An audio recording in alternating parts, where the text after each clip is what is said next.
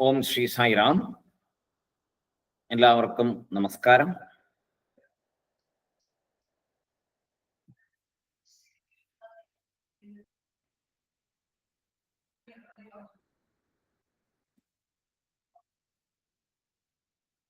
വിവേക ചൂടാമണി നമുക്ക് തുടർന്ന് നോക്കാം. കഴിഞ്ഞ ദിവസം നമ്മൾ പറഞ്ഞു നിർത്തിയത് അഹം ബ്രഹ്മേതി വിജ്ഞാനാത് എന്ന ശ്ലോകത്തിന്റെ സാരമാണ്. ഓം സദാശിവസമാരംഭാം ശങ്കരാചാര്യമധ്യമാം അസ്മതാചാര്യപര്യന്താം വന്ദേ ഗുരുപരമ്പരാം. അഹം ബ്രഹ്മേതി വിജ്ഞാനാത് കൽപ്പകോടിശതാർജിതം സഞ്ചിതം വിലയം യാതി പ്രബോധാത് സ്വപ്നകർമ്മവത് എന്നുള്ള ശ്ലോകമാണ് നോക്കിയത്. അതിലെ സ്വപ്നകർമ്മവത് പ്രബോധാത് എന്ന പ്രധാനപ്പെട്ട ഭാഗം ഒന്നുകൂടെ നമുക്കൊന്ന് ഓടിച്ചു പോയിട്ട് നമുക്ക് അടുത്ത ശ്ലോകത്തിലേക്ക് പോകാം.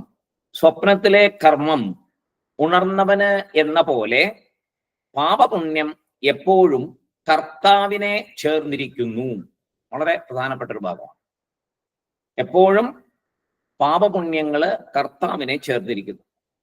ഇവിടെ അഹങ്കാരമാണ് കർത്താവ്. ഞാൻ എന്നുള്ള അഹങ്കാരമാണ് കർത്താവ്. ഞാൻ ചെയ്തു എന്ന തോന്നൽ, ഞാൻ ചെയ്യുന്നു എന്ന തോന്നൽ, എൻ്റേത് എന്ന തോന്നൽ, ഈ അഹങ്കാരത്തെ നീക്കിയാൽ അതിനെ ചേർന്ന കർമ്മഫലവും നീങ്ങും. അതാണ് നമ്മൾ മനസ്സിലാക്കേണ്ട കാര്യം. അഹങ്കാരത്തെ നീക്കിയാൽ അതിനെ ചേർന്ന കർമ്മഫലം, പാപവും പുണ്യമോ ആയിക്കോട്ടെ, കർമ്മഫലവും നീങ്ങും. ഉണർന്നു കഴിയുമ്പോൾ സ്വപ്നത്തിലെ കർമ്മത്തിന്റെ കർത്തൃത്വം നമ്മൾ ഏറ്റെടുക്കാറില്ലല്ലോ. അതുപോലെ ആ ഒരു സ്വപ്നം യാഥാർത്ഥ്യമല്ല എന്ന് നമുക്കറിയാം. അതുപോലെയാണ് ഈ അഹങ്കാരം നീങ്ങിയാൽ കർത്തൃത്വം അവിടെ വരില്ല. ഇപ്പോ ചുവന്ന ഒരു തുണി അത് കത്തിച്ചു കഴിഞ്ഞാൽ ആ ചുവന്ന നിറവും തുണിയും രണ്ടും ഒരേ സമയം നശിക്കും. തുണിയെ ചേർന്നിരിക്കുന്ന ആ നിറവും നശിച്ചു പോകും. അതുപോലെ അഹങ്കാരത്തെ ചേർന്നാണ് സർവ പാപപുണ്യങ്ങളും ഇരിക്കുന്നത്. അഹങ്കാരം നീങ്ങിയാൽ കർത്താവില്ലാത്തത് കൊണ്ട് അവിടെ കർത്താവില്ലാതെ ആ കർമ്മം നശിച്ചു പോകും. ജ്ഞാനി അഹങ്കാരമില്ലാത്ത ആളാണ്. ജ്ഞാനം വന്ന ശേഷം അഹങ്കാരമില്ലല്ലോ. അഹങ്കാരമില്ലെങ്കിലല്ലേ ജ്ഞാനം ഉണ്ടാവുകയുള്ളൂ. അപ്പോ ജ്ഞാനി എന്ന് പറഞ്ഞാൽ അഹങ്കാരമില്ല, അവിടെ അങ്ങനൊരു സംഭവമേ ഇല്ല. അപ്പോ അദ്ദേഹം ചെയ്യുന്ന കർമ്മങ്ങൾ കർത്താവില്ലാതെ ഉള്ള, കർത്താവ് എന്നൊരു ഞാൻ ചെയ്യുന്നു എന്നൊരു തോന്നൽ അവിടെ ഇല്ല. അത് എന്താ പറയുക, യാന്ത്രികമായിട്ട് ഇങ്ങനെ നടന്നുകൊണ്ടിരിക്കും. അതിന്റെ കർത്തൃത്വം അദ്ദേഹം ഏറ്റെടുക്കാത്തത് കൊണ്ട് സർവവും ഈശ്വര നിശ്ചയം, സർവം ബ്രഹ്മം എന്നുള്ള സങ്കല്പത്തിൽ പോകുന്നത് കൊണ്ട് അവിടെ കർമ്മഫലങ്ങൾ ഉണ്ടാവുകയില്ല. കർത്താവ് ഉണ്ടെങ്കിലേ ഫലം വരുള്ളൂ. കർത്താവില്ലാത്തതിനാൽ കർമ്മഫലങ്ങൾ വരികയില്ല. സ്വപ്നത്തിലെ കർമ്മം ചെയ്യുന്ന ആളുടെ പേരാണ് തൈജസൻ. നമ്മൾ നേരത്തെ പഠിച്ചിട്ടുണ്ട് ആരാണ് തൈജസൻ എന്ന്. അങ്ങനെയാ ശാസ്ത്രം പറയുന്നത്. സ്വപ്നത്തിൽ കർമ്മം ചെയ്യുന്ന ആളുടെ പേര് തൈജസൻ എന്നാണ് ശാസ്ത്രം പറയുന്നത്. ഉണർന്നിരിക്കുമ്പോൾ ചെയ്യുന്ന കർമ്മം ചെയ്യുന്ന ആ ആളുടെ പേരാണ് വിശ്വൻ. നമ്മുടെ പേരാണ് വിശ്വൻ. ഉണർന്നിരുമ്പോൾ നമ്മൾ ചെയ്യുമ്പോൾ വിശ്വൻ. തൈജസന്റെ പാപപുണ്യം വിശ്വന് വരില്ല. രണ്ടുപേരാണ് നമുക്ക് കൊടുക്കുന്നത്. നമുക്ക് സ്വപ്നത്തിൽ നമ്മൾ തൈജസനെന്നും ഉണർന്നിരിക്കുമ്പോൾ നമ്മൾ വിശ്വനെന്നും നമ്മൾ തന്നെയാണ്. അപ്പൊ ആ തൈജസന്റെ കർത്തൃത്വം വിശ്വന് വരില്ല. കാരണം അത് രണ്ടും രണ്ടാണ്. തൈജസന്റെ പാപപുണ്യം വിശ്വന് വരില്ല. ഞാൻ ബ്രഹ്മം എന്ന ജ്ഞാനത്തിനാൽ എത്രയോ ജന്മങ്ങളായി ചേർത്ത് വെച്ച സഞ്ചിതം ഇവിടെ അഹങ്കാരമില്ലാത്തത് കൊണ്ട് നശിച്ചു പോകും. എത്രയോ നമ്മൾ ചേർത്ത് എത്രയോ ജന്മങ്ങളായിട്ട് ചേർത്ത് വെച്ചിരിക്കുന്നതാണ്. ആ ചേർത്ത് വെച്ചിരിക്കുന്ന സഞ്ചിത കർമ്മങ്ങൾ ഞാൻ ബ്രഹ്മം എന്നുള്ള തിരിച്ചറിവ് ഉണ്ടാകുമ്പോൾ നശിച്ചു പോകും. അടുത്ത ശ്ലോകത്തിലും ഇതേ സ്വപ്നകർമ്മ ഉദാഹരണം തന്നെയാണ് പറയുന്നത്. എന്താണ് ആ ശ്ലോകം എന്ന് നമുക്ക് നോക്കാം. യത്കൃതം സ്വപ്നവേലായാം പുണ്യം വാ പാപമുൽബണം സുപ്തോസ്ഥിതസ്യ കിം തത് സ്യാത് സ്വർഗായ നരകായ വാ. യത്കൃതം സ്വപ്നവേലായാം പുണ്യം വാ പാപമുൽബണം സുപ്തോസ്ഥിതസ്യ കിം തത് സ്യാത് സ്വർഗായ നരകായ വാ. ഒരേ കാര്യങ്ങൾ തന്നെയാണ് പറയണത്. ഒന്ന് നമുക്ക് ഓടിച്ചു നോക്കാം. സ്വപ്നവേലായാം, സ്വപ്നകാലത്തിൽ സ്വപ്നം കണ്ടുകൊണ്ടിരിക്കുമ്പോൾ, യത് കൃതം ആ സമയത്ത് ചെയ്തത്, യത് കൃതം എന്തു ചെയ്തുവോ അത്, പുണ്യം വാ പാപം വാ, പുണ്യമോ പാപമോ ആകാം, പുണ്യം വാ പാപം വാ, പുണ്യമോ പാപമോ, ഉൽബണം വലുതായിട്ട്, ഉൽബണം വലുതായിട്ട്, സുപ്ത ഉത്ഥിതസ്യ ഉറങ്ങി ഉണർന്നവന്, സ്വപ്ത ഉസ്ഥിതസ്യ സ്വപ്നത്തിൽ നിന്ന് ഉണർന്നവന്, ഉറങ്ങി ഉണർന്നവന്, സുപ്ത ഉത്സിതസ്യ കിം തത് സ്യാത് അതിന് എന്ത് സംഭവിക്കും, കിം തത് സ്യാത് അതിന് എന്ത് സംഭവിക്കും, സ്വർഗായ നരകായവ സ്വർഗത്തിലേക്കോ നരകത്തിലേക്കോ നയിക്കുമോ എന്നാണ് നമ്മൾ പറയുന്നത്. സ്വർഗായ നരകായവ ആ സ്വപ്നത്തിലെ പാപപുണ്യങ്ങൾ സ്വർഗത്തിലേക്കോ നരകത്തിലേക്കോ നയിക്കുമോ, അതൊരു ചോദ്യമായിട്ട് അവിടെ അങ്ങനെയാണ് ഇത് പറഞ്ഞിരിക്കുന്നത്. യത്കൃതം സ്വപ്നവേലായാം പുണ്യം വാ പാപമുൽബണം, വലുതും ചെറുതുമായ ആ വലിയ കർമ്മങ്ങള്, സ്വപ്നത്തിൽ ചെയ്യുന്ന കർമ്മങ്ങള്, സ്വപ്നത്തിൽ നിന്ന് ഉണർന്നു കഴിയുന്ന സ്വപ്നോത്ഥിതസ്യ കിം തത് സ്യാത് സ്വർഗായ നരകായവ സ്വർഗത്തിലേക്കോ നരകത്തിലേക്കോ നയിക്കുമോ. വിശപ്പോടെ ഉറങ്ങിയ ഒരാൾക്ക്, നല്ല വിശപ്പായിട്ട് കിടന്നുറങ്ങിയെന്ന് വിചാരിക്കുക, അയാൾക്ക് സ്വപ്നത്തിലെ വിഭവസമൃദ്ധമായ സദ്യ, സ്വപ്നത്തില് നല്ല വിശപ്പായിട്ടാണ് കിടന്നുറങ്ങി, വലിയ ആഗ്രഹത്തോട് കൂടി കിടന്നുറങ്ങി. അപ്പൊ സ്വപ്നത്തില് വിഭവസമൃദ്ധമായ ഒരു സദ്യ കിട്ടി. എന്റെ ഇതൊക്കെയാണല്ലോ വിചാരിച്ച് കിടന്നേ. നല്ല വിഭവസമൃദ്ധമായ ഒരു സദ്യ സ്വപ്നത്തിൽ കിട്ടി. അയാളുടെ വിശപ്പ് മാറുവോ? മാറില്ലല്ലോ. സ്വപ്നത്തില് സദ്യ കിട്ടിയാൽ ഉണർന്നിരിക്കുമ്പോഴത്തെ വിശപ്പ് മാറുവോ? ഉറങ്ങാൻ കിടക്കുമ്പോണ്ടായിരുന്ന വിശപ്പ് മാറുവോ? ഇല്ല. അയാൾക്ക് തൃപ്തിയാവുമോ? ഇല്ല. ജാഗ്രത്തിലെ കർത്താവ് വേറെ, സ്വപ്നത്തിലെ കർത്താവ് വേറെ. അതാണ് ഇവിടെ തൈജസെന്നും വിശ്വസെന്നും പറഞ്ഞത്. സ്വപ്നത്തിലെ കർത്താവ് വേറെ, ജാഗ്രത്തിലെ കർത്താവ് വേറെ. സ്വപ്നത്തിൽ ചെയ്ത തെറ്റുകൾക്ക് ജാഗ്രത്തില് ശിക്ഷയുണ്ടാകാറുണ്ടോ? സ്വപ്നത്തിൽ നമ്മൾ പല തെറ്റുകളും ചെയ്യും. അതിനൊക്കെ നമുക്ക് ഉണർന്നിരിക്കുമ്പോൾ ജാഗ്രത്തില് ശിക്ഷ ലഭിക്കാറുണ്ടോ? ഇല്ല. അപ്പോ പാപപുണ്യങ്ങള് കർത്താവിന്റെ കൂടെയാണ്. പാപപുണ്യങ്ങൾ എപ്പോഴും കർത്താവിന്റെ കൂടെയാണ്. സ്വപ്നത്തിലെ കർത്താവ് തൈജസനായ കാരണം ജാഗ്രത്തിലെ കർത്താവായ വിശ്വനെ അത് ബാധിക്കുന്നില്ല, നമ്മെ ബാധിക്കുന്നില്ല. അപ്പോ കർത്താവ് മാറിയാൽ പാപപുണ്യം ഉണ്ടാവില്ല, കർത്താവ് മാറിയാൽ പാപപുണ്യമില്ല. അതുപോലെ ജ്ഞാനം വന്ന ശേഷം ജ്ഞാനിയുടെ അഹങ്കാരം അഥവാ കർത്തൃത്വം പോകുന്നതിനാൽ സഞ്ചിതത്തിന്റെ ഫലങ്ങൾക്ക്, സഞ്ചിത കർമ്മങ്ങൾ കൂട്ടിവെച്ചിരിക്കുന്ന അതിന്റെ ഫലങ്ങൾക്ക് ഇരിക്കാൻ സ്ഥലമില്ലാണ്ടാവുന്നു. കർത്താവ് ഉണ്ടെങ്കിലേ ഇരിക്കാൻ സ്ഥലമുള്ളൂ. ജ്ഞാനിയാവുമ്പോൾ അവിടെ കർത്താവില്ലാണ്ടായി.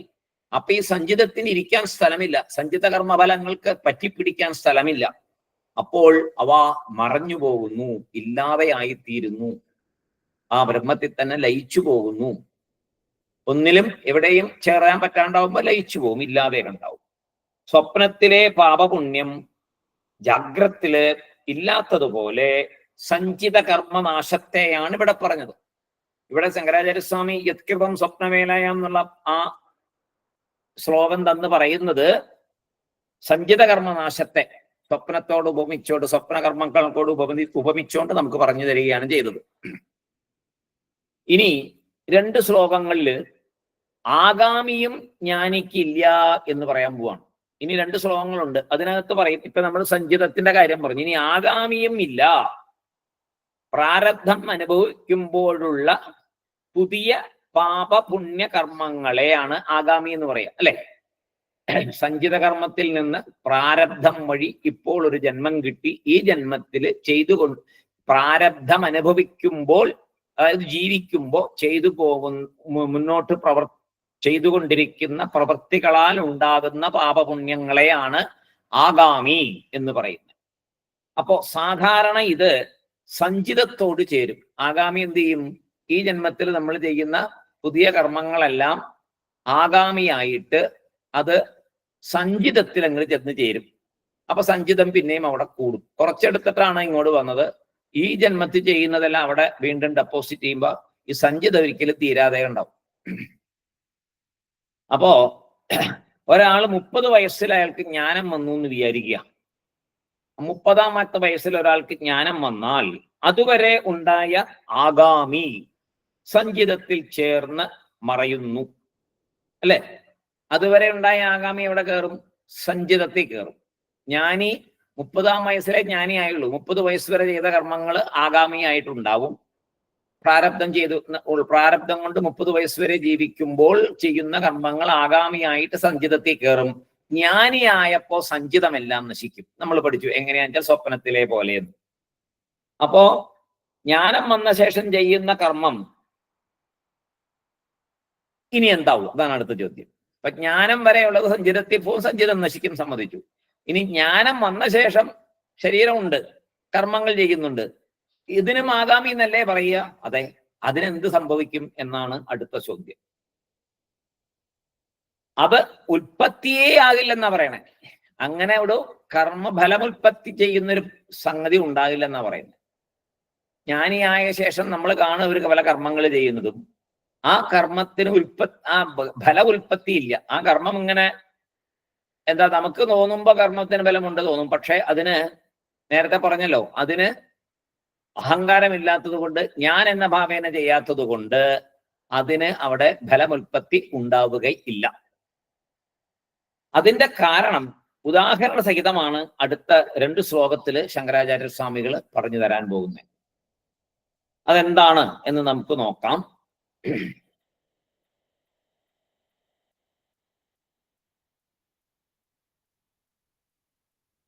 സ്വമസംഗമുദാസീനം പരിജ്ഞായ നഭോ യഥാ ന സൃഷ്യത്തെ യദി കിഞ്ചിത് കദാചിത് ഭാവി കർമ്മഭിഃ. സ്വമസംഗമുദാസീനം പരിജ്ഞായ നഭോ യഥാ ന ശ്ലിഷ്യത്തെ യദി കിഞ്ചിത് കദാചിത് ഭാവി കർമ്മഭിഃ. അതാണ് ശ്ലോകം.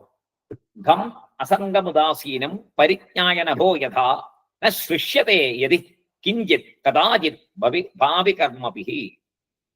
ജ്ഞാനം വന്ന ശേഷം ഒരു കർമ്മവും പാപപുണ്യഫലം ഉണ്ടാക്കില്ല.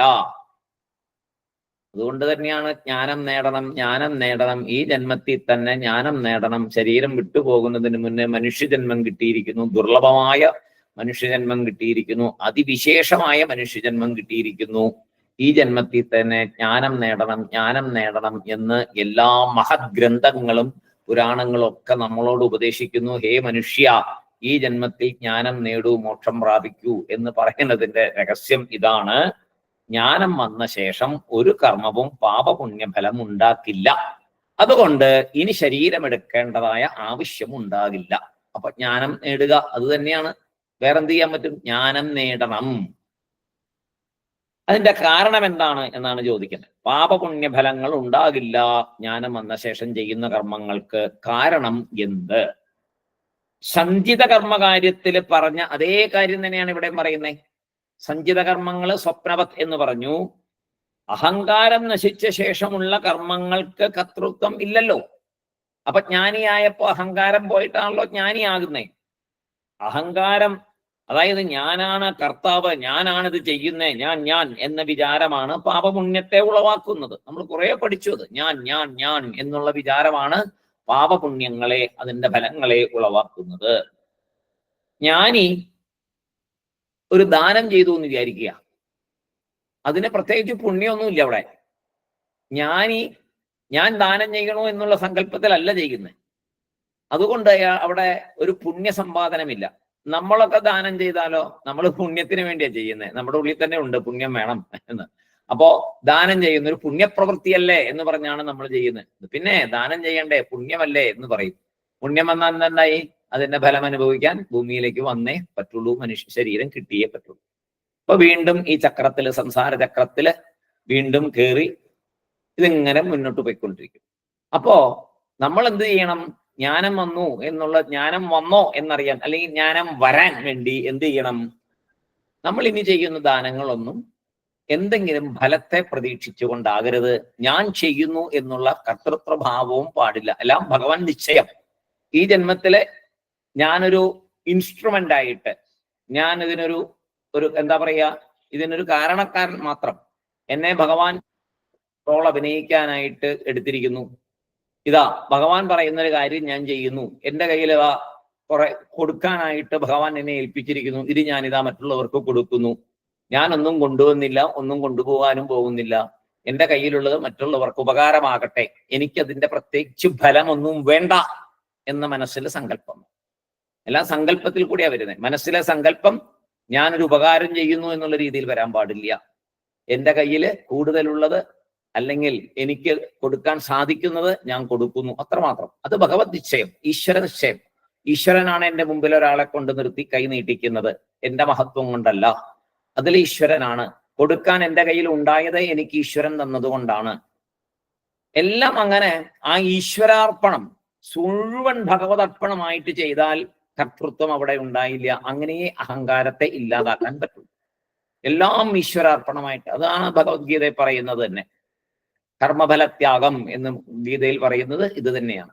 അപ്പൊ അത് മനസ്സിലാക്കണമെങ്കിൽ ഈ വഴിക്ക് പോയാലേ ഗീതയിലെ ആ കാര്യങ്ങളൊക്കെ മനസ്സിലാവുള്ളൂ. അതുകൊണ്ടാണ് വിവേക ചൂടാമണിയും തത്വബോധവും കഴിഞ്ഞേ മറ്റുള്ള ബുക്കുകളൊക്കെ വായിക്കാൻ പാടുള്ളൂ എന്ന് പറയുന്നതിന്റെ കാര്യം. ഇതിന്റെ എല്ലാം ബേസിക്സ് കിടക്കുന്നത് ഇവിടെയാണ്. അപ്പോ താൻ അറിയാതെ എന്തെങ്കിലും തൻ്റെ ശരീരം വഴി എന്തെങ്കിലും പാപം ഉണ്ടായാലും പാപം വരില്ല. അവനവൻ അറിയാതെ കണ്ട്. ഇപ്പോ നടക്കുമ്പോ ചെറിയ ചെറിയ പ്രാണികളും ഉറുമ്പും ഒക്കെ നടക്കുമ്പോൾ നമ്മുടെ കൈ കാലോ തട്ടുമ്പോൾ മരിച്ചു പോകാം. പല സംഭവങ്ങളും ഉണ്ടാകും. അതൊക്കെ ശരിക്കും പറഞ്ഞാൽ പാവങ്ങളിൽ വരുന്നതാണ്. പക്ഷേ ജ്ഞാനിയെ സംബന്ധിച്ചിടത്തോളം അങ്ങനെയുള്ളതൊന്നും തൻ്റെ ശരീരം അറിയാതെ കണ്ട് വല്ലതും സംഭവിച്ചാൽ ഉണ്ടാകുന്ന പാപം പോലും അവിടെ ഏക്കില്ല. കാരണം ഒരു ലവലേശം പോലും ഞാൻ എന്ന ഭാവം അദ്ദേഹത്തിന്റെ ഉള്ളിലില്ല. അഹം ബ്രഹ്മാസ്മി എന്ന് പറഞ്ഞാൽ പിന്നെ അവിടെ ഞാൻ അഹങ്കാരമുണ്ടോ? ഇല്ല. അഹം ബ്രഹ്മാസ്മി എന്ന് അറിഞ്ഞു കഴിഞ്ഞാൽ പിന്നെ അഹങ്കാരമില്ലല്ലോ. അപ്പോ അസംഗസ്വരൂപം എന്ന ജ്ഞാനത്തോടെ, അതാണ് ഇവിടെ പറയുന്നത്. സ്വം അസംഗമുദാസീനം, സ്വം അസംഗമുദാസീനം, താൻ അസംഗസ്വരൂപം എന്ന ജ്ഞാനത്തോടെ വ്യവഹാരം ചെയ്യും. അസംഗം, ഒന്നിനുമായിട്ടും സംഘമില്ലാത്ത ഒരു സ്വരൂപമാണ് എൻ്റേത്. അതായത് ബ്രഹ്മമാണ് ഞാൻ. എല്ലാ സ്ഥലത്തും നിറഞ്ഞു നിൽക്കുന്ന ആ പ്രപഞ്ച ശക്തി തന്നെയാണ് ഞാൻ. ഞാൻ വേറെ, ഈശ്വരൻ വേറെ എന്നില്ല. അഹം ബ്രഹ്മാസ്മി, സർവം ബ്രഹ്മ, എല്ലാം ബ്രഹ്മം, സർവം ബ്രഹ്മമയം ജഗത്. അങ്ങനെ എല്ലാം ബ്രഹ്മമാണ്.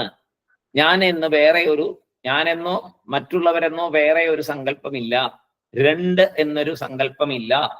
അങ്ങനെ വരുമ്പോൾ അസംഗസ്വരൂപമായി. അതാണ് അസംഗഭാവാത് എന്ന് പറയാം. അസംഗഭാവാത്. ഇങ്ങനെ അസംഗമായിരിക്കുന്നതിന് ഉദാഹരണമുണ്ട് ഒരാള്. ആരാണ്? ആകാശം. ഒന്നിനോട് സംഘമില്ല, അതേസമയം എല്ലാ സ്ഥലത്തും ഉണ്ട്. എല്ലായിടത്തും വ്യാപിച്ചിരിക്കുന്നു ആകാശം എന്ന പഞ്ചഭൂത തത്വം. പക്ഷെ ഒന്നിനോടും ആകാശത്തിന് സംഘമില്ല. നല്ലൊരു ഉദാഹരണമാണ്. പഞ്ചഭൂതങ്ങളിലെ ആകാശം എന്ന ആ തത്വം എല്ലായിടത്തും വ്യാപിച്ചിരിക്കുന്നുണ്ട്, എന്നാൽ ഒന്നിനോടും സംബന്ധമില്ലാത്തതായിരിക്കുന്നു. ഒരു ഉദാഹരണം, പെട്ടെന്ന് മനസ്സിലാക്കാനുള്ള ഒരു ഉദാഹരണം മാത്രം. ജ്ഞാനി എല്ലാ പ്രവൃത്തിയും ചെയ്യും, എന്നാൽ ഒരു പാപമോ പുണ്യമോ ഒന്നും അദ്ദേഹത്തിലേക്ക് വരികയില്ല. സ്വം അസംഗം ഉദാസീനം പരിജ്ഞായ. സ്വം അവനവനെ, അസംഗം ഒന്നിനോടും സംബന്ധമില്ലാത്തതായി, ഉദാസീനനായി, കർത്തൃത്വം ഏറ്റെടുക്കാതെ, പരിജ്ഞായ നല്ലവണ്ണം തിരിച്ചറിഞ്ഞ്, ഒന്നിനോടും സംഘമില്ലാതെ ഉദാസീനനായി, കർത്തൃത്വം ഏറ്റെടുക്കാതെ എന്നാണ് ഉദാസീനന്റെ അർത്ഥം. നമ്മൾ വിചാരിക്കുന്ന ഉദാസീനതയല്ല, കർത്തൃത്വം ഏറ്റെടുക്കായ. അതാണ് ഇവിടെ. അദ്ദേഹം ഞാൻ എന്ന വാക്ക് ഉപയോഗിക്കത്തില്ല, ഞാൻ എന്ന വാക്കേ ഉപയോഗിക്കത്തില്ല എന്ന് അർത്ഥമില്ല. ഞാൻ എന്ന് അദ്ദേഹം പറയില്ല എന്നർത്ഥമില്ല. ഞാൻ എന്ന് പറയുമ്പോഴും ആ ഞാൻ എന്ന പദത്തിന്റെ അഹംഭാവത്തോടു കൂടിയുള്ള, അഹങ്കാരത്തോടു കൂടിയുള്ള ഒരു പ്രയോഗമല്ല ഒരു ജ്ഞാനി ഞാൻ എന്ന് പറയുമ്പോൾ. എല്ലാ പ്രവൃത്തിയും ചെയ്യും, പ്രവൃത്തികൾ ചെയ്യാതിരിക്കില്ല, പക്ഷേ കർത്തൃത്വം ഏറ്റെടുക്കുകയില്ല. ഈശ്വര നിശ്ചയം എന്ന് പറയും. എല്ലാം നടക്കുമ്പോൾ അത് ഭഗവാന്റെ നിശ്ചയം, അത് ഈശ്വര നിശ്ചയം എന്ന് മാത്രം പറയും. ദേഷ്യപ്പെടുന്നതും ദേഷ്യം അഭിനയിക്കുന്നത് പോലെ ദേഷ്യപ്പെടുന്നതൊക്കെ ശരിക്കും ദേഷ്യപ്പെടില്ല, ദേഷ്യം അഭിനയിക്കുന്നത് പോലെ ആയിരിക്കും. അഹങ്കാരിയെ പോലെ അഭിനയിക്കും, പക്ഷെ അഹങ്കാരി അല്ല. വ്യവഹാരത്തില് നമുക്ക് കാണുമ്പോൾ അഹങ്കാരം, അദ്ദേഹം അഹങ്കരിച്ച് നടക്കുന്ന പോലെയും ദേഷ്യപ്പെടുന്ന പോലെയും ഒക്കെ നമുക്ക് തോന്നാം. പക്ഷെ അതൊന്നും ശരിയായിട്ടുള്ള അഹങ്കാരത്തിലല്ല. അദ്ദേഹം കാട്ടിലും വിഹരിക്കും, നാട്ടിലും വിഹരിക്കും, എല്ലാ സ്ഥലത്തും അദ്ദേഹം ചെല്ലും. എവിടെയായാലും അസംഗം, ആ അസംഗഭാവനയോടുകൂടി തന്നെ ഇരിക്കും. എവിടെയാണെങ്കിലും അസംഗമായി തന്നെ ഇരിക്കും. അതാണ് ഇവിടെ പറയുന്നത്. നഭഃ, ആകാശത്തെ പോലെ, പരിജ്ഞായ, നല്ലവണ്ണം തിരിച്ചറിഞ്ഞ്. ആകാശത്തെ പോലെ എന്നുള്ള ഉദാഹരണം ശ്ലോകത്തിൽ തന്നെ ഉള്ളതാണ്. സ്വം അസംഗമുദാസീനം പരിജ്ഞായ നഭോ യഥാ, ആകാശത്തെ പോലെ, ന സൃഷ്യതേ, ഒന്നിനോടും ഒട്ടുന്നില്ല, ന സൃഷ്യതേ, ഒന്നിനോടും ഒട്ടുന്നില്ല, ഒന്നിനോടും പറ്റില്ലാതെ, യതിഹി കിഞ്ചിത് കദാചിത് ഭാവി കർമ്മഭിഹി, യതിഹി ജ്ഞാനി, കിഞ്ചിത് ഒന്നിനോടും, കദാചിത് എപ്പോഴും, ഒന്നിനോടും എപ്പോഴും, ഭാവി കർമ്മഭി ചെയ്യാൻ പോകുന്ന കർമ്മങ്ങളിൽ നിന്നും കല്ലുപോലെ പാറ പോലെ ഒട്ടലില്ലാതെ ഇരിക്കും. കല്ലുപോലെ പാറ പോലെ ഇരിക്കും, അതായത് ഒരു പ്രവൃത്തിയും ചെയ്യാതെ ഇരിക്കും എന്നല്ല, ഒട്ടലില്ലാതെ ഇരിക്കും. എതിനെ പോലെ? നഭഃ, ആകാശത്തെ പോലെ. ഭാവി കർമാഭിഹി യതിഹി കിഞ്ചിത് കദാചിത് ഭാവി കർമ്മഭിഹി, ചെയ്യാൻ പോകുന്ന കർമ്മങ്ങളിൽ നിന്ന് പോലും ഒന്നിലും ഒട്ടലില്ലാതെ ഇരിക്കും. എല്ലാം ചെയ്യും, പക്ഷെ ഒന്നിലും ഒട്ടലില്ലാതെ നഭഃ, ആകാശത്തെ പോലെ ഇരിക്കും. അതാണ് ആ ശ്ലോകത്തില് നമുക്ക് ആചാര്യസ്വാമി പറഞ്ഞു തന്നത്. അടുത്തൊരു ശ്ലോകം കൂടെ നമുക്ക് നോക്കാം.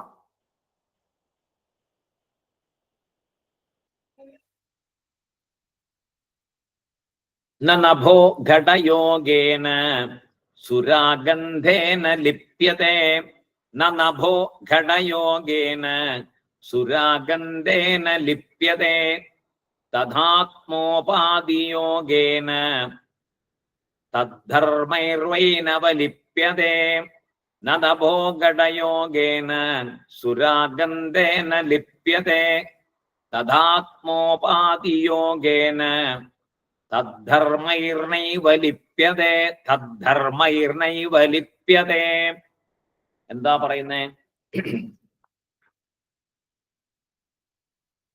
തദ്ധർമ്മൈനൈവ ലിപ്യതേ, ജീവൻ മുക്തന്റെ കർമ്മനാശം കൊണ്ട് വിദേഹമുക്തിയാണ് ഫലം എന്ന് പറയുന്നത്. ജീവൻ മുക്തൻ എന്നുള്ള വാക്ക്, കർമ്മനാശം കൊണ്ട് വിദേഹമുക്തിയാണ് ഫലം. ജീവനോടെ ഇരിക്കുമ്പോൾ ജ്ഞാനം ലഭിച്ച് അവൻ സമഭാവനയോടെ ജീവിക്കും, അല്ലെ? ജ്ഞാനം വന്ന സമഭാവനയോടെ ജീവിക്കും. അപ്പൊ ജീവൻ മുക്തനായി. ജീവൻ മുക്തൻ പ്രാരബ്ധം തീരുമ്പോൾ ശരീരം വിടും. പ്രാരബ്ധം തീരുമ്പോൾ ശരീരം വിടും. ആദ്യം ഈ ശരീരം കിട്ടിയല്ലോ, ആ ശരീരത്തിന് ഇത്ര കാലം എന്നൊരു ആയുസ് കൽപ്പിച്ചിട്ടുണ്ട്. ആ ആയുസ് തീരുമ്പോൾ ശരീരം വിഴും. പിന്നീട് വീണ്ടും ശരീരം എടുക്കേണ്ടി വരില്ല. ആർക്ക്? ജ്ഞാനിക്ക്. ജ്ഞാനസമ്പാദനത്തിന് ശേഷം വീണ്ടും ശരീരം എടുക്കേണ്ടി വരില്ല. അതാണ് മോക്ഷം. വീണ്ടും ശരീരം എടുക്കാണ്ട് ഉള്ളൊരവസ്ഥ, അതിനാണ് ജ്ഞാനം നേടണം എന്ന് പറയുന്നത്. ജ്ഞാനം നേടുമ്പോൾ എന്തായി? പരിപൂർണ സംതൃപ്തിയായി. അപ്പൊ മോക്ഷമായി. അപ്പൊ ഇരിക്കുമ്പോ തന്നെ മോക്ഷമായി. അതാണ് ജീവൻ മുക്തൻ.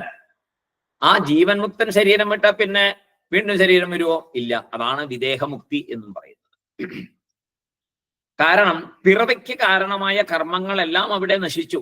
സഞ്ചിതം നശിച്ചു, ആഗാമി നശിച്ചു, എല്ലാ കർമ്മങ്ങളും നശിക്കുന്നു കർത്തൃത്വം ഇല്ലാത്തത് കൊണ്ട്. അപ്പൊ ഇനി പിറവിക്ക് കാരണമില്ല. പിറവിക്ക് കാരണം പാപപുണ്യങ്ങളാണ്. പാപപുണ്യങ്ങൾ അവിടെ ചേർത്ത് വെക്കപ്പെടുന്നില്ല. അതുകൊണ്ട് പിറവിക്കുള്ള കാരണങ്ങളില്ല, കർമ്മങ്ങളില്ല. കർമ്മതത്വം നാം പഠിച്ചു. സഞ്ചിത കർമ്മം എന്നാൽ ശരിക്കും നേരത്തെ ചെയ്ത കർമ്മങ്ങളുടെ ഫലം, ശേഖരിച്ചു വച്ചവ, അല്ലെ? എത്രയോ കാലമായി, എത്രയോ ജന്മങ്ങളായി ശേഖരിച്ചു വച്ചവയാണ് സഞ്ചിത കർമ്മങ്ങൾ. അവയുടെ ചെറിയ ഒരു അംശം എടുത്താണ് ഇപ്പോഴത്തെ ജന്മം വരുന്നത്. അതിനെ പ്രാരബ്ധം എന്ന് പറയുന്നു.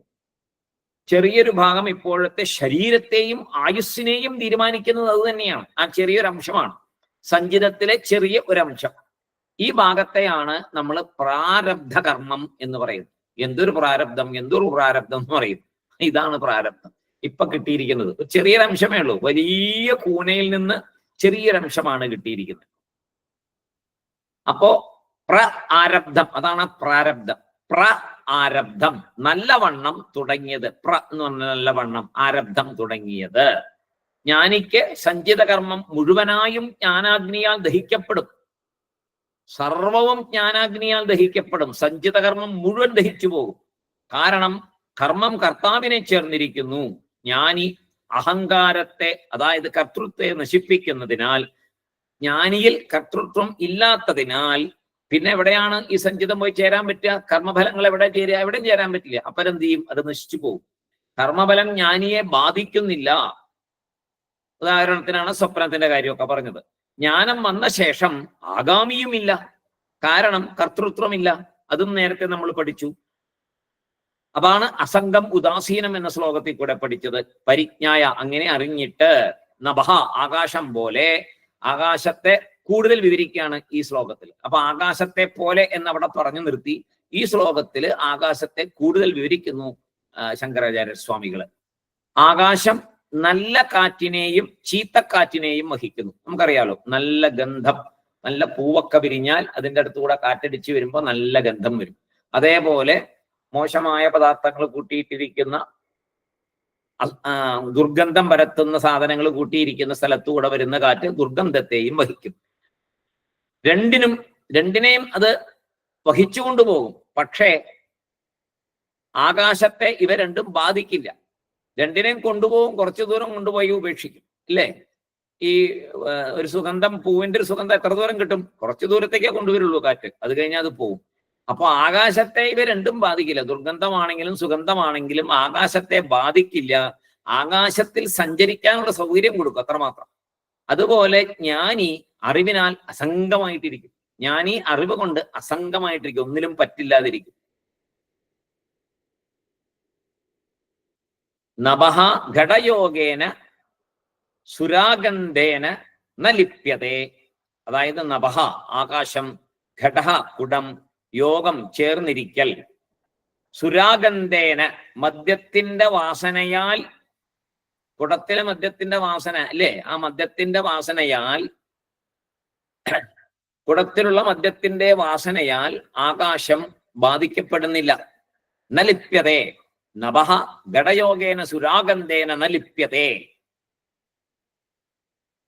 പിന്നെയോ അതുപോലെ ആത്മാ ഉപാധിയോഗേന, ഘടത്തിനെ പോലെ, നഭത്തിനെ പോലെ ആത്മാവ് ഉപാധിയോഗേന, ശരീരത്തിന്റെ ബന്ധം കൊണ്ട് ആത്മാവ് തദ്ധർമ്മൈഹി, അവയുടെ ഗുണങ്ങളാൽ. ഏതിന്റെ? ശരീരത്തിനാണ് ഗുണങ്ങളുള്ളത്. ശരീര ഗുണങ്ങൾ, പഞ്ചഭൂത നിർമ്മിതമായ ഈ ശരീരത്തില് എല്ലാ ഇന്ദ്രിയങ്ങളും, ആ ഇന്ദ്രിയ ഗുണങ്ങളും ഉണ്ട്. ആ ഇന്ദ്രിയ ഗുണങ്ങളാൽ നൈവലിപ്യത്തെ, ബാധിക്കപ്പെടുന്നില്ല. ആരാണ് ബാധിക്കപ്പെടാത്തെ? ആത്മാ. ഞാൻ ആരാണ്? ആത്മാ. അഹങ്കാരമില്ലാണ്ടായ ജ്ഞാനി എങ്ങനെയാണ്? ആത്മസ്വരൂപൻ. എല്ലാം ഇന്റർകണക്റ്റഡാ. ജ്ഞാനി ആരാണ്? ആത്മസ്വരൂപൻ. ആത്മാവിന് ശരീരത്തിന്റെ, ഇന്ദ്രിയങ്ങളുടെ ഗുണങ്ങൾ ആത്മാവിനെ ബാധിക്കുമോ? ബാധിക്കില്ല. അത് ബാധിക്കാതെ എങ്ങനെ ജീവിക്കാം, എങ്ങനെ മുന്നോട്ട് പോകാം, എങ്ങനെ അത് ബാധിക്കാതെ ആകുമ്പോഴേ ജ്ഞാനിയാവുള്ളൂ. അതാണ് നമ്മൾ പഠിക്കുന്നത്. എങ്ങനെ ഇന്ദ്രിയങ്ങളെ ജയിക്കാം, എങ്ങനെ മനസ്സിനെ ജയിക്കാം, എങ്ങനെ ചിത്തം, ബുദ്ധി, അഹങ്കാരം ഇവയെ ജയിക്കാം, സ്ഥൂല ശരീരത്തെ എങ്ങനെ കടന്നു പോകാം. ഇല്ലേ? പഠിച്ചില്ലേ? സ്ഥൂല ശരീരങ്ങൾ ഓരോന്നോരോന്നായിട്ട്, അതിനെ പിന്നെ പഞ്ചകോശങ്ങളായിട്ട് പഠിച്ചു. പഞ്ചകോശങ്ങളിൽ നിന്ന് എങ്ങനെ മുന്നോട്ട് വരാമെന്ന് പഠിച്ചു. ഇതെല്ലാം പഠിച്ചു നമ്മള്. പിന്നെ സൂക്ഷ്മ ശരീരത്തിൽ നിന്ന് എങ്ങനെ മുന്നോട്ട് പോകാം, പിന്നെ കാരണ ശരീരത്തിൽ നിന്ന് എങ്ങനെ മുന്നോട്ട് പോകാം. ആ ഒറിജിനാലിറ്റി, നമ്മുടെ ഒറിജിനൽ, നമ്മൾ ആത്മാ എന്നുള്ള തത്വം, അതിലേക്ക് നമുക്ക് എങ്ങനെ വരാം എന്നൊക്കെ പഠിച്ചുകൊണ്ടിരിക്കുക. അപ്പോ ആത്മാ ഉപാധിയോഗേന, ശരീരബന്ധം കൊണ്ട്. ഉപാധി എന്താണ് ആത്മാവിന്റെ ഉപാധി? ഇപ്പോ ഈ ശരീരമാണ് ആത്മാവിന്റെ ഉപാധി. അപ്പോ ആത്മാ ഉപാധിയോഗേന, ശരീരബന്ധം കൊണ്ട്, തദ്ധർമ്മൈഹി, ആ ശരീരത്തിന്റെ ധർമ്മങ്ങള്, അവയുടെ ഗുണങ്ങളാൽ, ഇന്ദ്രിയങ്ങളുടെ ധർമ്മങ്ങൾ, ശരീരധർമ്മം കൊണ്ട്, നൈവലിപ്യതേ, ബാധിക്കപ്പെടുന്നില്ല. നൈവ ലിപ്യതേ, ബാധിക്കപ്പെടുന്നില്ല. ഒരു വസ്തുവിനെ എന്റേത് എന്ന് വിചാരിച്ചാൽ അതിന് വരുന്ന എല്ലാ മാറ്റവും എന്നെ ബാധിക്കാറുണ്ട്. എന്റെ കാറ് എന്ന് വിചാരിച്ചു കഴിയുമ്പോൾ അതിനൊരു കോറൽ പറ്റുകയോ ഒരു അപകടം പറ്റുകയോ ചെയ്താൽ നമുക്ക് വിഷമമായി. എത്രയോ കാറുകൾ വഴിയിൽ കൂട്ടിയിടിക്കുന്നു, ഒരു വിഷമം ഉണ്ടാകാറില്ല. എന്റെ ആണെങ്കിലോ വിഷമമാവും. അതുപോലെ എന്തിനാണെങ്കിലും, വസ്ത്രത്തില് സ്വല്പം ചെളി പറ്റിയാൽ, ഇപ്പോ നമ്മൾ പോകുന്ന സമയത്ത് കുറച്ചു പേര് ഒന്നിച്ചു പോയിക്കൊണ്ടിരിക്കുന്നു, ഒരു കാറ് അതിലെ കടന്നുപോയി, പെട്ടെന്ന് ചെളിവെള്ളം തെറിച്ചു. എന്റെ മേത്ത് തെറിച്ചപ്പോ നമുക്ക് വിഷമം ഉണ്ടാവും. ഇതേ ദിവസം വേറൊരു ദിവസം വേറൊരാളുടെ മേത്ത് തെറിച്ചാൽ നമുക്ക് വലിയ വിഷമമൊന്നും ഉണ്ടാവില്ല. ഭാഗ്യം നമ്മുടെ മേത്ത് ഉണ്ടായില്ലല്ലോ എന്ന് പറഞ്ഞ് നമ്മൾ ഇതിലേ കടന്നു പോകും, അല്ലെ? അപ്പൊ എന്റേത് എന്നുള്ളത് നിസ്സാര കാര്യമല്ല. സർവത്തിനും എന്റേത് എന്നുള്ളൊരു ഗ്രിപ്പ് നമ്മുടെ മേത്തുണ്ട്, എല്ലാത്തിനും ഉണ്ട്. മാത്രമല്ല ആ എന്റേത് എന്ന് വിചാരിക്കുന്ന ഏതിന് വരുന്ന എന്തൊക്കെ മാറ്റങ്ങളും നമ്മളെ ബാധിക്കും, എല്ലാം ബാധിക്കും. എന്റേത് എന്ന് വിചാരിക്കുന്ന വസ്തുക്കൾക്ക് വരുന്ന സകല കാര്യങ്ങളും നമ്മളെയും ബാധിക്കും.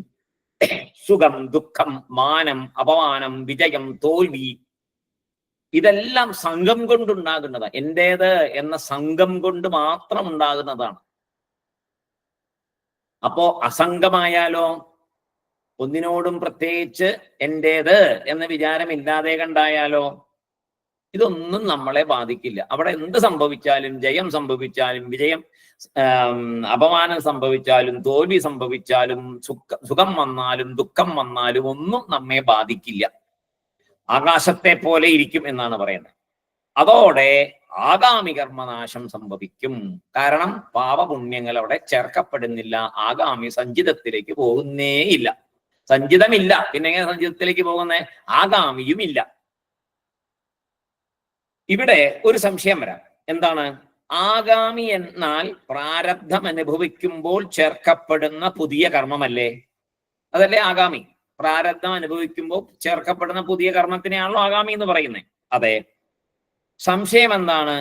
ജ്ഞാനിയാകുന്നത് വരെ 40 വയസ്സ് വരെ അല്ലെങ്കിൽ 30 വയസ്സ് വരെ കൂട്ടുക, അതുവരെ ചെയ്ത കർമ്മഫലങ്ങൾ അതെങ്ങനെ പോകും? അതുവരെ ചെയ്ത കർമ്മങ്ങൾ ജ്ഞാനിയായിട്ടല്ലല്ലോ ചെയ്തിരിക്കുന്നത്, അത് ആഗാമിയല്ലേ, അതവിടെ ഉണ്ടല്ലോ. അതെന്ത് സംഭവിക്കും? ഇതാണ് ചോദ്യം. അപ്പൊ പറയുന്നു, അജ്ഞാനത്തിൽ ഇരിക്കുമ്പോൾ ഉണ്ടായ ആഗാമി, അല്ലെ? 30 വയസ്സിൽ ജ്ഞാനം വന്നുള്ളൂ. അപ്പോ അതിനു മുമ്പുണ്ടായ സമയം അജ്ഞാനമാണ്. അജ്ഞാന സമയത്ത് നമ്മൾ ചെയ്ത കർമ്മഫലങ്ങൾ ആഗാമി എന്താകും? അതിന് പറഞ്ഞു, ആ ആഗാമി സഞ്ചിതത്തിൽ ചേരും. ഓക്കെ, ആ സഞ്ചിതം മുഴുവൻ നശിക്കും ജ്ഞാനിക്ക്. ജ്ഞാനിയാവുമ്പോ സഞ്ചിതമുണ്ടോ പിന്നെ അവിടെ? അത് പറഞ്ഞല്ലോ, സഞ്ചിതം എങ്ങനെ നശിക്കുന്നു പറഞ്ഞു കഴിഞ്ഞു. അപ്പോ ആഗാമി ഉണ്ടായി, ആ ആഗാമി സഞ്ചിതത്തിൽ ചേരുന്നു. ജ്ഞാനിയായപ്പോ സഞ്ചിതം അപ്പാടെ നശിച്ചു. അപ്പൊ പിന്നെ അവിടെ ആഗാമി ബാക്കിയുണ്ടോ? ഇല്ല. അപ്പോ ജ്ഞാനം വരല് മരണത്തിന് സമമാണ്. ജ്ഞാനം വരൽ മരണസമമാണ്. കാരണം പിന്നെ ഒന്നും അവിടെ അവശേഷിക്കുന്നില്ല. മരിച്ചാൽ ഒന്നും അവശേഷിക്കാത്ത പോലെ ജ്ഞാനം വന്നാൽ ഇവിടെ ഒന്നും അവശേഷിക്കുന്നില്ല. സാധാരണ ഒരു മനുഷ്യന്റെയോ, അതായത് ജ്ഞാനി അല്ലാത്ത അജ്ഞാനിയുടെ ആഗാമിക്ക് എന്താ സംഭവിക്കുക? സഞ്ചിതത്തിൽ തീരും, അത്രേ ഉള്ളൂ. സാധാരണ മനുഷ്യന്റെ അല്ലെങ്കിൽ അജ്ഞാനിയുടെ ആഗാമി കർമ്മം സഞ്ചിതത്തിൽ ചേരും. അതുപോലെ ജ്ഞാനിയുടെ കാര്യത്തിൽ എങ്ങനെയാണ്? ജ്ഞാനിയുടെ മരണം, അല്ലെ? ജ്ഞാനിയുടെ മരണം എന്ന് പറഞ്ഞാൽ എന്താണ്? പരാന്തകാലേ എന്ന് പറയും. ഒരു പരാന്തകാലേ പരാമൃത പരിമുച്ചന്തി സർവേ എന്ന് പറഞ്ഞൊരു മന്ത്രമുണ്ട്. പരാന്തകാലം, അതായത് അവസാനത്തെ മരണം. ഇനിയൊരു മരണമില്ല, ഏറ്റവും അവസാനത്തെ മരണം. അതാണ് നമ്മൾ ആഗ്രഹിക്കേണ്ടത്. നമുക്ക് ഈ ജന്മത്തിൽ എന്തായാലും മരിക്കണം. ഈ മരണം അവസാനത്തെ മരണമാകണം. അതെങ്ങനെയാ അവസാനത്തെ മരണമാകുക? ഇനിയൊന്ന് ജനിക്കാതിരുന്നാ പോരെ? ഇനി ജനിക്കാതിരുന്നാൽ ഈ മരണം അവസാനത്തെ മരണം. അപ്പൊ പറയാൻ സാധിക്കണം, എൻ്റെ മരണം, ഈ ജന്മത്തിലെ എൻ്റെ മരണം അവസാന മരണമായിരിക്കും. അതിനുവേണ്ടിയാണ് ഞാനിപ്പോ യത്നിക്കുന്നത്, അതിനു വേണ്ടിയുള്ള അറിവാണ് ഞാൻ സമ്പാദിക്കുന്നത്, അതിനു വേണ്ടിയുള്ള സാധനകളാണ് ഞാൻ ചെയ്യുന്നത്, അതിനു വേണ്ടിയാണ് ഞാൻ ഈശ്വരനോട് പ്രാർത്ഥിക്കുന്നത്. അതിനു വേണ്ടിയാണ് എല്ലാ കർമ്മങ്ങളും ചെയ്യുന്നത്. അതിനു വേണ്ടിയാണ് ഒട്ടലില്ലാതെ ഇരിക്കുന്നത്. അതിനു വേണ്ടിയാണ് അസംഗനായിട്ടിരിക്കുന്നത്. അതുകൊണ്ടാണ് ഒരു ബന്ധങ്ങൾക്കും കൂടുതൽ വില കൽപ്പിക്കാതെ എല്ലാ ബന്ധത്തിൽ നിന്നും അടർന്നു മാറിയിരിക്കാൻ ഞാൻ ആഗ്രഹിക്കുന്നത്. ഇങ്ങനെ ചിന്തിച്ചുകൊണ്ടേയിരിക്കണം. ഞാൻ ആത്മസ്വരൂപമാണ്, ശരീരധർമ്മങ്ങളൊന്നും എന്നെ ബന്ധിപ്പിക്കരുത്, ശരീരത്തിന്റെ ഗുണങ്ങളിൽ ഞാൻ വീണു പോകരുത്, ഞാൻ അസംഗനാണ്, ഞാൻ ആത്മായാണ്, ഇങ്ങനെ ചിന്തിച്ചു കൊണ്ടിരിക്കണം. അപ്പോ പരാന്തകാലം, അവസാന മരണമാണ് ജ്ഞാനിയുടെ മരണം. അവിടെ ഇനിയൊരു ജനനമില്ല, ലാസ്റ്റ് മരണം. ജ്ഞാനം വരുന്ന സമയം തന്നെ മരണം തന്നെയാണ്. ജ്ഞാനം വരിക എന്ന് പറഞ്ഞാൽ ശരിക്കും മരണം പോലെ തന്നെയാണ്. എന്താ വെച്ചാൽ പിന്നെ ഒന്നിനോടും ഒട്ടലില്ല, ഒന്നിനോടും ഒരു ആഗ്രഹമില്ല, ഒന്നുമില്ല, പൂർണ്ണ സംതൃപ്തി, ഒന്നുമില്ലല്ലോ, പിന്നെ മുന്നോട്ടൊന്നുമില്ല. ആ ശരീരം എങ്ങനെ പോയിക്കൊണ്ടിരിക്കുന്നു എന്ന് മാത്രം. അത് ഫിക്സ് ചെയ്ത അത്രയും സമയം നടന്നിട്ട് അത് താഴെ പോകും. ആ താഴെ പോകുന്നതോട് കൂടിയിട്ട് വിദേഹമുക്തി, അതാണ് വിദേഹമുക്തി. അപ്പോ ജ്ഞാനി എന്ത് മുക്തിയിലാണ് നിൽക്കുന്നത്? ജീവൻ മുക്തൻ എന്ന പേരിൽ നിൽക്കുന്നു. അതായത് ഒരു മനുഷ്യന് ജ്ഞാനം ലഭിക്കുമ്പോൾ, ശരീരത്തിൽ ഇരിക്കുമ്പോൾ, ഇവിടെ ജീവിച്ചുകൊണ്ടിരിക്കുമ്പോൾ ജീവൻ മുക്തൻ, ഒന്നിലും സംഘമില്ലാതെ ജീവിക്കുന്ന അവസ്ഥ. പിന്നീട് ശരീരം വീണുപോയി കഴിഞ്ഞാൽ വിദേഹമുക്തി, ദേഹമില്ലാതെ, ഇനി ദേഹം എടുക്കില്ല, വിദേഹമുക്തി, ഇനി ജനിക്കില്ല. ജ്ഞാനം ശരിക്കും മരണസമയം തന്നെയാണ് ജ്ഞാനം. ജ്ഞാനത്തിന് മുൻപ് ലോകം ദുഃഖകാരണമാണ്. ജ്ഞാനം കിട്ടിയ ശേഷമോ ഒന്നും ദുഃഖകാരണമാകുന്നില്ല, ഒന്നും ദുഃഖകാരണമല്ല. ജ്ഞാനം സഞ്ചിതത്തെയും ആഗാമിയെയും നശിപ്പിക്കുന്നു എന്ന് വളരെ ക്ലിയർ ആയിട്ട് ഇവിടെ ആചാര്യസ്വാമികൾ നമുക്ക് പറഞ്ഞു തന്നു. ജ്ഞാനം സഞ്ചിതത്തെയും ആഗാമിയെയും നശിപ്പിക്കുന്നു. ഇനി ഒരെണ്ണം ബാക്കിയുണ്ട്, പ്രാരബ്ധ കർമ്മ വിഷയം. പ്രാരബ്ധം, അതുകൊണ്ടാണല്ലോ വന്നത്. ഈ പ്രാരബ്ധത്തിന് എന്ത് സംഭവിക്കും? അത് വലിയൊരു തർക്ക വിഷയമാണ്. അതിനെ ശങ്കരാചാര്യസ്വാമികൾ 2-3 ശ്ലോകമായിട്ട് വളരെ വിശദമായിട്ട് നമുക്കിവിടെ പറഞ്ഞു തരാൻ പോകുന്നുണ്ട്. അത് നമുക്ക് അടുത്ത ദിവസം നോക്കാം. വളരെ കുറച്ച് ലെങ്തിയാണ്, അത് പറഞ്ഞ് മനസ്സിലാക്കാൻ ഒരുപാട് ബുദ്ധിമുട്ടുണ്ട്. ആചാര്യസ്വാമികൾ തന്നെ ഒത്തിരി സമയമെടുത്ത് അത് പറഞ്ഞിരിക്കുന്നത്. അത് നമുക്ക് അടുത്ത ദിവസം നോക്കാം. ജ്ഞാനോദയം കൊണ്ട് എന്ത് സംഭവിക്കും, പ്രാരബ്ധ കർമ്മത്തിന് എന്ത് സംഭവിക്കും, ഇത് രണ്ടും ഇപ്പൊ മനസ്സിലായി. സഞ്ചിത കർമ്മം ജ്ഞാനാഗ്നിയിൽ നശിക്കും. സഞ്ചിത കർമ്മം നശിക്കുന്നത് കൊണ്ട് ജ്ഞാനം ലഭിക്കുന്നത് വരെയുള്ള ആഗാമിയും നശിക്കും. കാരണം ആഗാമി സഞ്ചിതത്തിലാണ് ചേരുന്നത്. ആ സഞ്ചിതം നശിക്കുമ്പോൾ ഇതുവരെ ചെയ്ത കർമ്മമായ ആഗാമി, അവിടെ ചേർന്നിരിക്കുന്ന ആഗാമിയും നശിക്കും. അങ്ങനെ സഞ്ചിതവും ആഗാമിയും നശിക്കും. ഒന്നും ഇല്ല, അടുത്തൊരു ജന്മത്തിന് വേണ്ടിയിട്ടുള്ളതൊന്നും അവിടെ ഇല്ല. പക്ഷെ ഇവിടെ ഈ അനുഭവിച്ചുകൊണ്ടിരിക്കുന്ന പ്രാരബ്ധം, അതിനെന്താ സംഭവിക്കുന്നേ? അത് പ്രാരബ്ധം എങ്ങനെ അനുഭവിക്കണോ? നമ്മൾ പറയുമ്പോൾ എന്താണ്, പ്രാരബ്ധം അനുഭവിച്ചേ തീരൂ എന്നാണ് നോർമലായിട്ട് കേൾക്കുക. സാധാരണഗതിയിൽ ശാസ്ത്രം പറയുന്നത് പ്രാരബ്ധം തീരുന്നത് വരെ ഈ ശരീരം കൊണ്ട് നടക്കണം, പ്രാരബ്ധം അനുഭവിക്കുന്നുണ്ട് ജ്ഞാനി എന്നാണ് ഒറ്റ ഒരു സാധാരണ നിലയ്ക്ക് പറയാം. പക്ഷെ അതിന്റെ വിശദാംശങ്ങളിലേക്ക് പോകുമ്പോഴാണ് കൂടുതലായിട്ട് അതിനെക്കുറിച്ച് മനസ്സിലാക്കാൻ പറ്റുക. അത് അടുത്ത ദിവസം നമുക്ക് നോക്കാം. ഇനിയുള്ള ശ്ലോകങ്ങളിൽ അതാണ് ആചാര്യസ്വാമികൾ പറയാൻ പോകുന്നത്. എല്ലാവർക്കും സായിരാം. വളരെ ഗഹനമായ ഈ തത്വങ്ങള് നമ്മുടെ ഉള്ളില് നന്നായിട്ട് പ്രവേശിക്കട്ടെ. ജ്ഞാനസമ്പാദനം നടക്കട്ടെ. പറഞ്ഞ മാതിരി ഈ ജന്മത്തിലെ മരണം അവസാന മരണമായിരിക്കട്ടെ. അതിന് ഭഗവാൻ തന്നെ അനുഗ്രഹിക്കട്ടെ എന്ന് പ്രാർത്ഥിക്കുന്നു. ഓം പൂർണ്ണമദ പൂർണ്ണമിദം പൂർണ്ണാത് പൂർണ്ണമുദച്യത്തെ പൂർണ്ണസ്യ പൂർണ്ണമാദായ പൂർണ്ണമേവാവശിഷ്യത്തെ. ഓം ശാന്തി ശാന്തി ശാന്തി. ഹരി ഓം തത്സത്. ബ്രഹ്മാർപ്പണമസ്തു. അടുത്ത ദിവസം വീണ്ടും. എല്ലാവർക്കും Sai Ram. Sai Ram sir. Sai Ram sir. Sai Ram. Sai Ram sir. Sai Ram sir. Sai Ram. Sai Ram. Sai Ram. Sai Ram sir. Sai Ram sir.